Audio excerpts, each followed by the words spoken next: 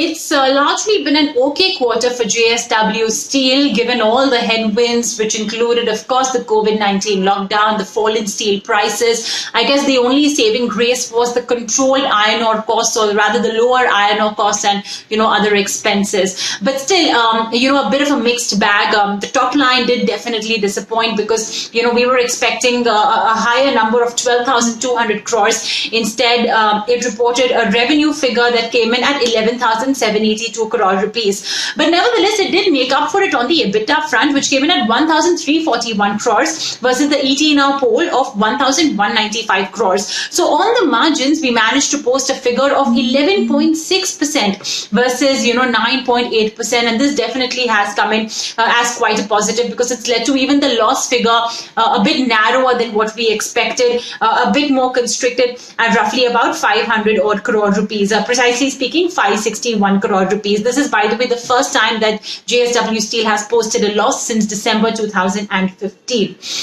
Sales volume were as well obviously lower at 2.8 million ton versus 3.75 million ton, and exports were 53% of this turnover, of this volume turnover, and that explains the fall in realizations. The average realizations were impacted not just by lower steel prices, but also because of the mix. Exports do carry a lower realizations than domestic sales. Some of the fall in realizations was sort of supported by lower iron ore costs and other operating expenses, but nevertheless, with such weak operating leverage, of course there is going to be compression in margins. But for JSW, it was not to the extent one had anticipated.